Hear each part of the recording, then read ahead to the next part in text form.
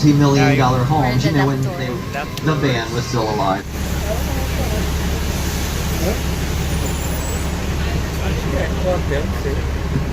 Yeah, and I also spoke about Dewey Bocce.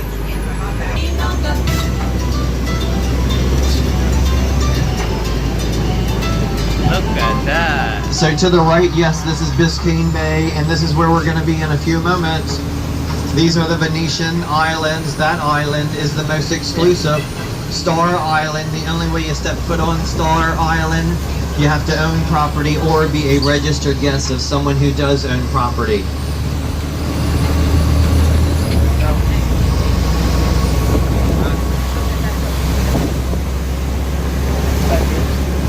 Now behind that parked white boat is the new estate of David Beckham. You can't see the home, it sits too far back on the property. 2 doors down to the left, you can see a white boat lifted behind the estate. At the end of the movie, that's where Al Pacino said his famous words, "Say hello to my little friend."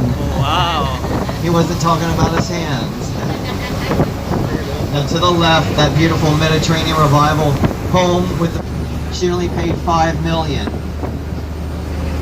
Sold it for $17.2 million. Good for Rosie, right? I don't think she's doing a lot of work. Her mouth has gotten her into more trouble than mine has. I'm showing Puppy Combs. Puff Daddy, P Daddy, Diddy Daddy Godot. For God's sake, pick a name, right? He is a lot of fun. He comes to town, he throws parties. They always contain a firework display in front of the large white Mediterranean Revival home. Well, actually, the large white. Last year, 2017, for a 4-year period, it was owned by Serena Williams. Serena has traded up to a much larger estate in West Palm Beach. Bridge that connects it to Hibiscus Island, which we will be able to see in a second. Palm Island was once the home of Mr. Al Capone, the famous gangster from Chicago. Bought his home there in 1928 for $40,000. That's before he went out to Alcatraz to spend time for tax evasion. The same exact home, 93 Palm Island, happens to be on the market for 48 feet. 83 floors, won't be the tallest for too much longer. There are 2 other buildings coming to the skyline going above 1,000 feet. The highest that you can build here because of the location of the airport is 1,050 feet. So the new one that's coming is going to be 1,036, 14 feet below. Their very first American tour was called the British Invasion Tour. Paul McCartney wrote the words to this song right here in Miami Beach at the famous Duville Hotel. So we'll have a little bit of fun, right? Make some noise, get loud. Hey!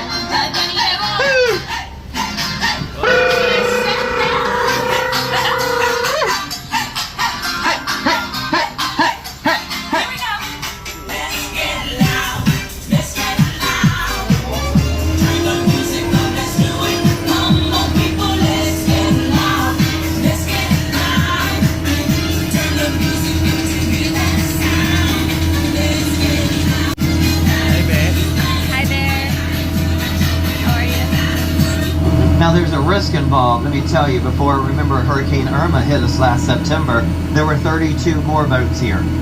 32 boats were blown from this water to that shore. It was only about 7-8 weeks ago.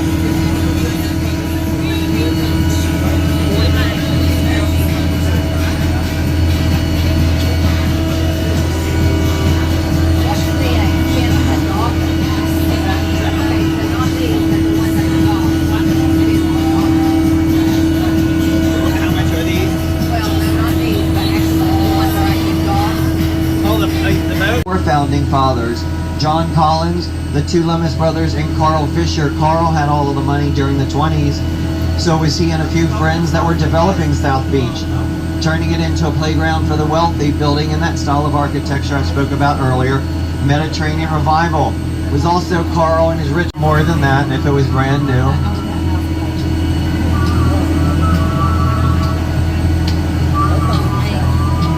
And actually this yacht, Tranquility, and that's the real definition of tranquility, right?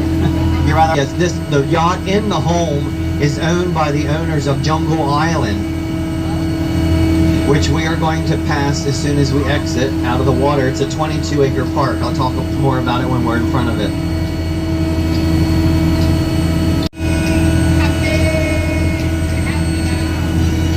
Look at the boat. It was raising up. I know. Let's raise, I think As you guys continue to look around at the beautiful sights, I'm going to take us back to the 1930s, one of our most significant decades. The 30s brought us Art Deco. Remember, South Beach is considered the Art Deco district. Now, Art Deco did not come out of Miami Beach, it came out of Paris, France. In 1925, out of what was called the International Exposition des Arts, we were building budget-friendly hotels and residences to accommodate the few people that could still come here during a depressed economy. Third floor, you were required by law to put in an elevator. Also, you had to share a bathroom. There was only one bathroom per floor. Through the residential area, I was able to point out the eyebrows, the ledges over the windows. That's how they cooled the interior of the buildings during the 30s, because air conditioning did not exist until 1947. But we were having fun until 41. That was the changeover. You know, that's when the U.S. entered World War. You gotta settle sometimes, right? Yeah, this is actually owned by an Italian family. I saw their boat the other day. Looked like something from the canals of Venice. Amazing. Money. But anyhow, I want to talk about the two-story white home. For a 3-month period, about 3 years ago, it was owned by Lil Wayne. He bought it as a real estate investment, and then he got offered a lot more money, so he sold it. And he really did a bright thing with that money. He bought in that prestigious area I spoke of earlier, Indian Creek Village, sort of between 23rd all the way up to 41st Street, sort of on the bay. Collins Avenue at 163rd Street. Wow. I know.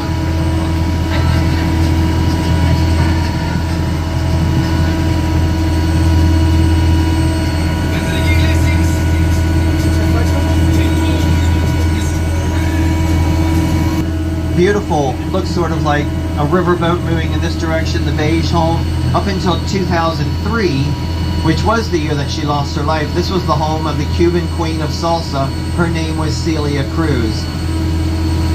And then we have this beautiful white contemporary modern home here with the dome. Looks relatively new. Believe it or not, this was built in the early 1980s. It's referred to as the Miami Vice home because it was used in 9 episodes of Miami Vice. Also, for a 2.5-year period, it was owned by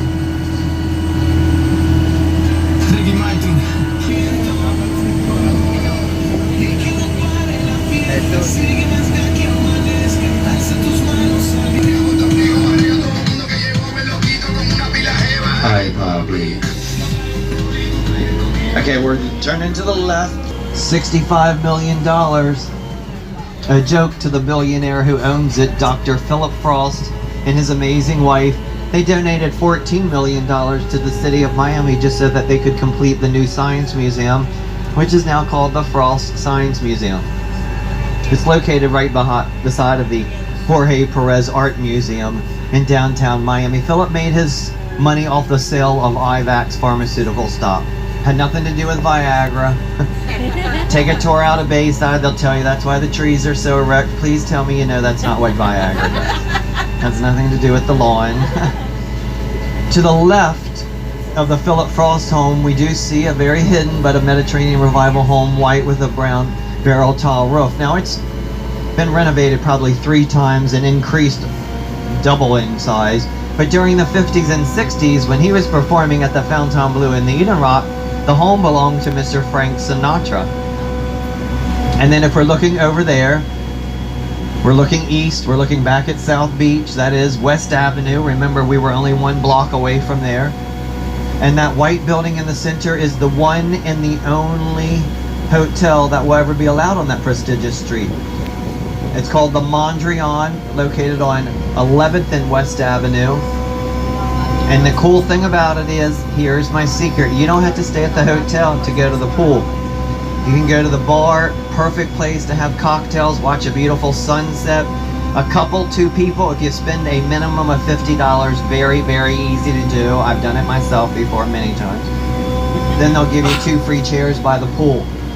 And you can, the dog's waiting room. Oh, look at the cute little camera on.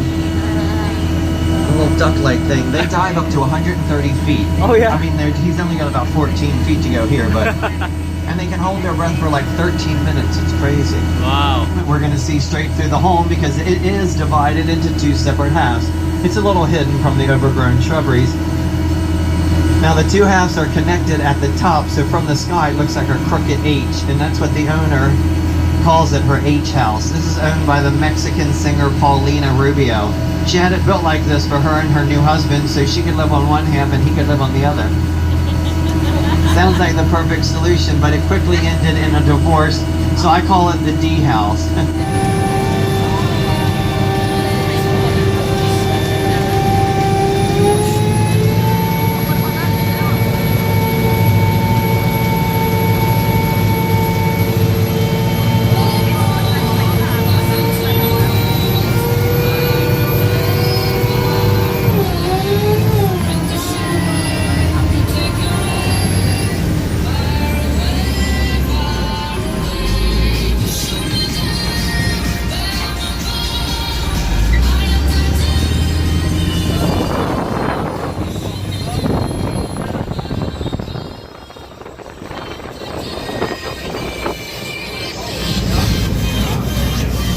Too Fast, Too Furious, they used that bridge in the movie, jumping it. CSI Miami fans should recognize underneath here, they did a lot of shooting. Over there is the Perez Art Museum. Behind it is the Frost Science Museum. And then to the right, we're approaching the Miami Children's Museum. You need to go. There really is a God. He just dropped a brochure. Can you drop some lottery numbers? So, you know, behind, once we clear these trees, you look over to the right, clear view of the American Airlines Arena, home to the Miami Heat. To the left, to the south, that small beige tower. Our boat will turn to the right in a moment. But the small beige tower was the first tower built in Miami. That was supposed to hold over 9,000 people. You sure you want to go on that thing? Yeah.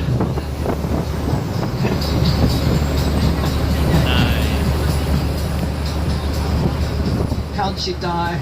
She was on a boat. It just fell over. I mean, the last time the Harmony or whatever, the big one, I was like, and they're going bigger than that? Yeah. They're actually dredging this bay to make it deep enough to fit the new symphony. And now we're approaching the Versace mansion to the left of us. Beautiful, beautiful Mediterranean Revival building. That was actually built, just the original part, all of that he added. But just this part, built in 1930. Versace bought it in 92. $36.9 million is what he put into the renovation. Completely overspent. And the last time it sold was 2012. It only brought $41 million then. But, you know, he only enjoyed it for 5 years. We all know that in 97 it was on the steps that he was assassinated by the serial killer named Andrew Cunanan.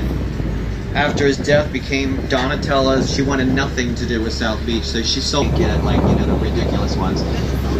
Yeah, it's like the salty donuts, except, yeah, they didn't have one of those. The Tides, also built during the 30s, definitely didn't follow the rule of three, right?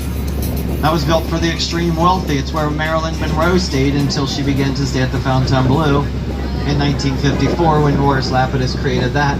The Raleigh, yes, I mean the Carlisle. This was used in the filming of The Birdcage, starring Robin Williams and Nathan Lane. The Cardozo. This is also owned by Gloria and Amelia Estefan. And this was also used in a movie, in a 1959 movie that starred Frank Sinatra. It was called A Hole in the Head.